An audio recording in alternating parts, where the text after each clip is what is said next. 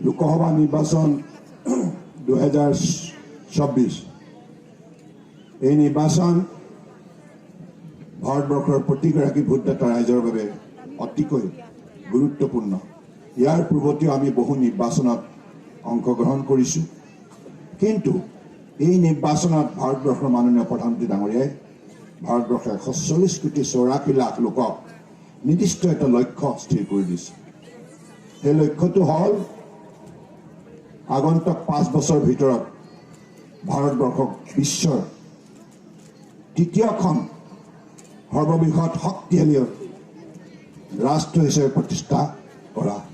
গতিকে সেই লক্ষ্যত উপনীত হ'বৰ বাবে এই বিকাশ যাত্ৰাক ক্ষীপ্ৰ গতি দিয়াৰ বাবে ভাৰতীয় জনতা পাৰ্টীৰ নেতৃত্বত এখন চৰকাৰ দিল্লীত হোৱাটো অত্যন্ত গুৰুত্বপূৰ্ণ। এই যুক্তিৰে যে যোৱা 10 বছৰে মাননীয় প্ৰধানমন্ত্ৰী ডাঙৰীয়াই সততা নিষ্ঠাৰে সঠিক নীতি, সঠিক সিদ্ধান্ত, সঠিক পৰিকল্পনা আৰু সমগ্ৰ ভাৰতবৰ্ষৰ প্ৰতিটো প্ৰান্তৰ সকলো জাতি জনগোষ্ঠী ভাষা ভাষী ধৰ্মৰ লোকক আস্থা আৰু বিশ্বাসত লৈ সাৰ্বজনীন গণতান্ত্ৰিক নীতিৰ দ্বাৰা সবকা সাথ সবকা বিকাশ নীতিৰে আজি তেখেতে দেশক যেনেধৰণে শক্তিশালী ৰূপ দিলে, যাৰ ফলত প্ৰতিজন ভাৰতীয়ই আজিৰ তাৰিখত বিশ্ব মঞ্চত সন্মান বুটলিবলৈ সক্ষম হৈছে।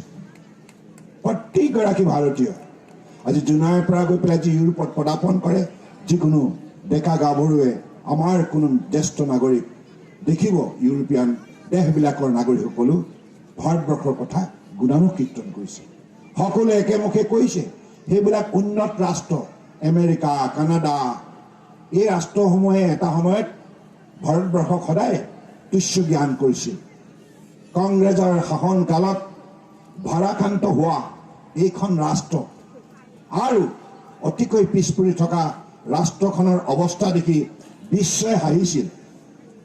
বিশ্বই কৈছিল যে এইখন ৰাষ্ট্ৰৰ মাজত সেই শক্তি নাই বিশ্বৰ এই প্ৰতিযোগিতাৰ পৃথিৱীত অৱতীৰ্ণ হৈ সুখ্যাতিৰে নিজৰ যোগ্যতা, দক্ষতা, দৃঢ়তা, একাগ্ৰতা প্ৰতিষ্ঠা কৰা। কিন্তু কংগ্ৰেছৰ সেই 60 বছৰীয়া অপশাসনৰ বাবে ভ্ৰষ্টাচাৰ, দুৰ্নীতি, পৰিয়ালকেন্দ্ৰিক আৰু সাম্প্ৰদায়িক বিভাজন, বৈষম্যমূলক ৰাজনীতিৰ বাবে ভাৰতবৰ্ষৰ দৰে সম্পদশালী এখন ৰাষ্ট্ৰ পিছ পৰি আছে, অন্ধকাৰত আছে। গতিকে সেইখন ৰাষ্ট্ৰক সুসংগঠিত কৰি ভাৰতবৰ্ষৰ প্ৰতিটো জাতি জনগোষ্ঠীক আস্থা আৰু বিশ্বাসত লৈ সকলোকে সমমৰ্যাদা, সম উন্নয়ন, সম অধিকাৰ প্ৰদান কৰাৰ বাবে 2014 চনত মাননীয় প্ৰধানমন্ত্ৰী নৰেন্দ্ৰ মোদী ডাঙৰীয়াই প্ৰধানমন্ত্ৰীৰ দায়িত্ব লৈ যি বিকাশ যাত্ৰা, পৰিৱৰ্তনৰ যাত্ৰা আৰম্ভ কৰিলে, তাৰ ফলশ্ৰুতিত আজি ভাৰতবৰ্ষৰ প্ৰতিটো প্ৰান্তৰ জনগণ লাভান্বিত হৈছে। এই জোনাই, এটা সময়ত জোনাই বুলি ক'লে মানুহে ভাবিছিল তাত পোহৰ আছে জানো, তাত যাতায়াত ব্যৱস্থা, ৰাস্তা পদূলি আছে জানো, এনেধৰণে অসমৰ বুকুটি আলোচনা হৈছে। কিন্তু আজি এই জোনাই পৰিৱৰ্তনৰ নতুন জোৱাৰ আপোনালোক সকলোৱে প্ৰত্যক্ষ কৰিছে, হয়নে নহয়? এই আপোনালোকে সঁহাৰি জনাব আকৌ। সঁচা কথাটো সঁচা বুলি ক'ব। আজিৰ তাৰিখত বগীবিল দলং, আমি ব্ৰহ্মপুত্ৰ উত্তৰ পাৰ আৰু দক্ষিণ পাৰ, সদায় আমাৰ আত্মীয় কুটুম, ভাই ভতিজা এটা পাৰৰ পৰা আনটা পাৰত থকা স্বত্বেও আমি স্বেচ্ছাৰে কম সময়ৰ ভিতৰত অহা যোৱা কৰিব পৰা নাছিল। বেপাৰ বাণিজ্য আমাৰ বাবে সম্ভৱ নাছিল। শিক্ষা গ্ৰহণ কৰাৰ ক্ষেত্ৰতো আমি মানসিকভাৱে ভাৰাক্ৰান্ত হৈ গৈছিলোঁ। সাংস্কৃতিক মত বিনিময় কৰাৰ ক্ষেত্ৰতো পিছ পৰি থাকিব লগা হৈছিল, কাৰণ যাতায়াত নাই, দলং নাই। এই অৱস্থাৰ পৰা কোনে উদ্ধাৰ কৰিলে, কোনে পৰিৱৰ্তন দিলে? সেই বগীবিল দলং কংগ্ৰেছৰ শাসনকালত আধাৰশিলা স্থাপন কৰা হ'ল। আধাৰশিলা কেৱল কেইটুকুমান ইটা, এখন ফলক চিহ্ন হৈ ৰ'ল, কিন্তু দলঙৰ কাম আৰম্ভ নহ'ল। দলঙৰ কাম আৰম্ভ কোনে কৰিলে মনত আছেনে? আছেনে নাই? অতুল বিহাৰী বাজপেয়ী ডাঙৰীয়া বিজেপি নেতৃত্বাধীন NDA চৰকাৰ 1999 চনৰ পৰা 2004 চনত যিখন চৰকাৰ আছিল, সেই চৰকাৰ দিনতে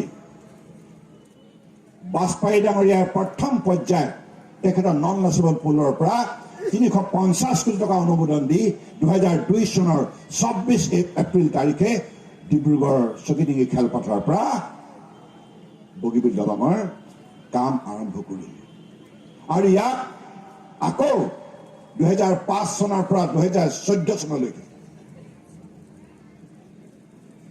কংগ্ৰেছ চৰকাৰৰ শাসনকালত বগীবিল দলং আধৰুৱা ৰ'ল নিৰ্মাণ কাৰ্য সম্পূৰ্ণ নহ'ল অসমৰ ৰাইজে বাৰম্বাৰ অনুৰোধ কৰাৰ পাছতো কংগ্ৰেছ চৰকাৰে অসমৰ সমস্যাক পিঠি দিয়াৰ বাবে আওকাণ কৰাৰ বাবে উত্তৰ ব্ৰহ্মপুত্ৰ উত্তৰ পাৰত বসবাস কৰা ৰাইজক সম্পূৰ্ণৰূপে অৱজ্ঞা কৰাৰ বাবে এই কাম সম্পূৰ্ণ নকৰিল কিন্তু মোদী ডাঙৰীয়াই 2014 চনত দায়িত্ব লৈ তেখেতৰ কেন্দ্ৰীয় মন্ত্ৰী হোৱাৰ প্ৰায় 90জন মন্ত্ৰীক নিৰ্দেশ দিলে তোমালোকে দিল্লীত বহি থাকিব নালাগে উত্তৰ পূৰ্বাঞ্চলৰ মানুহে দিল্লীত আহি হোটেলত হাজাৰ হাজাৰ টকা খৰচ কৰি মন্ত্ৰী সাক্ষাৎ বিষয়া সাক্ষাতৰ কাৰণে অপেক্ষা কৰিব নালাগে আমাৰ ৰাজধানীখন উত্তৰ পূৰ্বাঞ্চললৈ লৈ যাব লাগিব আৰু উত্তৰ পূৰ্বাঞ্চললৈ প্ৰতিজন কেন্দ্ৰীয় মন্ত্ৰী আৰু চৰকাৰী জ্যেষ্ঠ বিষয়া গৈ উত্তৰ পূৰ্বাঞ্চলৰ সমস্যাৰ কথা বুজ লৈ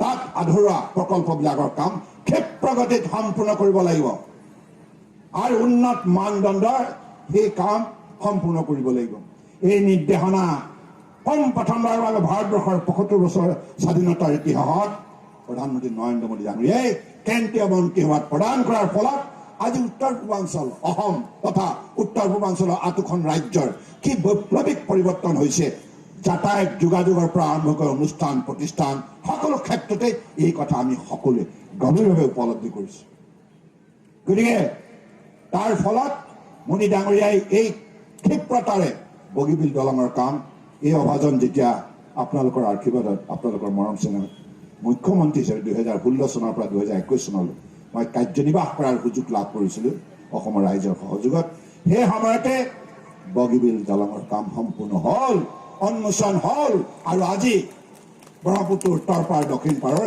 মহামিলন সম্ভৱ হৈছে সকলো ক্ষেত্ৰত এইটো সাধাৰণ উপহাৰ নহয় শদিয়া দল এগৰাকী জনপ্ৰতিনিধি জনতাৰ স্বাৰ্থত দিনে নিশাই যি আত্মনিয়োগ কৰে সিয়ে প্ৰকৃত জনপ্ৰতিনিধি আৰু প্ৰধান বৰুৱা ডাঙৰীয়া মই নিজেই দেখিছোঁ সাংসদ হোৱাৰ পাছত এদিনো বহি নাথাকে দিনে নিশাই কোনখন গাঁৱত কোনটো চুকত কি সমস্যা আছে এই সমস্যাবিলাক বিচাৰি ৰাইজৰ লগত অলপ আলোচনা কৰি আৰু ৰাজ্যৰ কেন্দ্ৰীয় চৰকাৰৰ তেখেতে দাবী জনাই প্ৰতিটো সমস্যা সমাধানৰ কৰিবৰ বাবে বিভিন্ন ধৰণৰ পুঁজি আজি তেখেতে অনাৰ ক্ষেত্ৰত উল্লেখযোগ্য ভূমিকা পালন কৰে যাৰ ফলত আজি ভুৱন পেগু ডাঙৰীয়াই যিটো কথা কৈছে আজি জুমাই সমষ্টিত যিখিনি আপোনালোকে পৰিৱৰ্তন দেখিছে বানপানী গৰাখহনীয়াৰ পৰা আৰম্ভ কৰি বিভিন্ন সমস্যাৰ পৰা যি পৰিত্ৰাণ পাইছে এই পৰিত্ৰাণ পোৱাৰ অন্তৰালত যিগৰাকী জনপ্ৰতিনিধিয়ে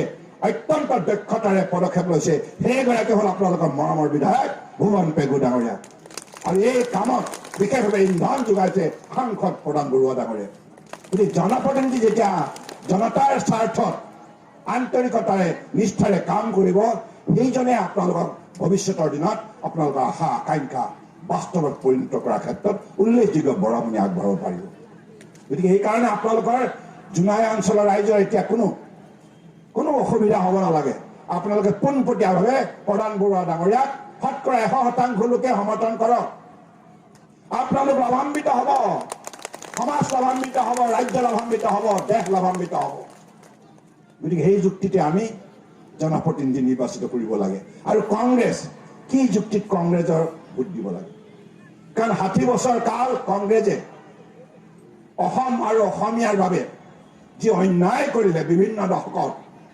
62 যেতিয়া চীনে ভাৰত আক্ৰমণ কৰিছিল উত্তৰ পূৰ্বাঞ্চলৰ দিশৰ পৰা তেতিয়া অসমৰ ৰাইজে চিঞৰি চিঞৰি সেই সময়ত কংগ্ৰেছৰ প্ৰধানমন্ত্ৰী পণ্ডিত জৱাহৰলাল নেহৰুক আহ্বান জনালে হে প্ৰধানমন্ত্ৰী ডাঙৰীয়া আমাক নিৰাপত্তা দিয়ক শত্ৰুৰ পৰা আমাক ৰক্ষা কৰক তেতিয়া পণ্ডিত নেহৰুৱে কি ক'লে ক্ষমা কৰিব মই তোমালোকক ৰক্ষা কৰিব নোৱাৰো কিন্তু মোৰ অন্তৰখন আছে কিন্তু মই তোমালোকক শত্ৰুৰ কবলৰ পৰা উদ্ধাৰ কৰিব নোৱাৰো এই হৈছে কংগ্ৰেছৰ মানসিকতা অসম আৰু অসমীয়াৰ প্ৰতি। আমাৰ খিলঞ্জীয়া ভূমিপুত্ৰসকলক কোনোদিনেই মৰ্যাদা সহকাৰে অসমৰ মাটিত জীৱন নিৰ্বাহ কৰাৰ বাবে এই মাটিৰ ওপৰত অধিকাৰ, সাংবিধানিক অধিকাৰ পত্ৰ প্ৰদান কৰি আজি অসম চৰকাৰে, বিজেপি চৰকাৰে ক্ষমতা লৈ ব্ৰহ্ম কমিশ্যন গঠন কৰি সমগ্ৰ অসমত সমীক্ষা চলোৱা হ'ল। অনেক সংখ্যক খিলঞ্জীয়া ভূমিপুত্ৰ, জনজাতি, অনুসূচিত জাতি, বিভিন্ন পিছপৰা সকলো জনগোষ্ঠীৰ মাটি আছে, কিন্তু পাত্তা নাই। অৰ্থাৎ আমি কালিলৈ কোনোবাই যদি আমাক দাবী কৰে তোমাৰ মাটিৰ ওপৰত তোমাৰ দখলীস্বত্ব যে তুমি আছে বুলি কৈছা, সাংবিধানিক দলিলখন ক'ত, পতাখন ক'ত, আমি দেখুৱাব নোৱাৰিম। অসহায়। মাটি ভেটি নাথাকিলে কৃষ্টি, সংস্কৃতি, ভাষা, সাহিত্য জীয়াই নাথাকে। সেই যুক্তিতে ভাৰতীয় জনতা পাৰ্টি চৰকাৰখনে পোনপ্ৰথমৰ বাবে সমীক্ষা চলাই আমি অসমত খিলঞ্জীয়া ভূমিপুত্ৰসকলক মাটিৰ পট্টা প্ৰদান কৰাৰ কাম আৰম্ভ কৰিম। এতিয়ালৈকে 2016ৰ পৰা 2024লৈকে প্ৰায় 6 লাখ অসমৰ খিলঞ্জীয়া পৰিয়ালক আমি মাটিৰ পট্টা হাতত তুলি দি মৰ্যাদা সহকাৰে আমাৰ অসম, আমাৰ মাটি, আমাৰ অধিকাৰ সাব্যস্ত কৰাৰ সুবৰ্ণ সুযোগ প্ৰদান কৰিলো। এই হৈছে অসম আৰু অসমীয়াৰ বাবে আন্তৰিকতা, শ্ৰদ্ধা, ভক্তি, মৰম আৰু দায়িত্ব আৰু কৰ্তব্য। যাই কি নহওক, দীঘলীয়া বক্তব্য নাৰাখো, বতৰো আহি আছে। গতিকে মই কেৱল এটাই কথা কওঁ, বেছি ক'বলগীয়া নাই। ভুৱন পেগুৱে ইমান সুন্দৰভাৱে প্ৰতিটো সফল আমাৰ পদক্ষেপ ব্যাখ্যা কৰিলে, আপোনালোকে পতিয়ন গৈছে, যিটো সঁচা কথা। আৰু প্ৰধান বৰুৱা ডাঙৰীয়াও, মই অলপতে ডাঙৰীৰ পৰা মিটিং কৰি আহিছোঁ চৈখোৱা, হাজাৰ হাজাৰ লোক এনেধৰণে সকলোৱে কৈছে একেমুখে, আমি প্ৰধান বৰুৱাক ভোট এইকাৰণে দিম, এই মানুহজনে বহুত কষ্ট কৰে, বহুত কষ্ট কৰে।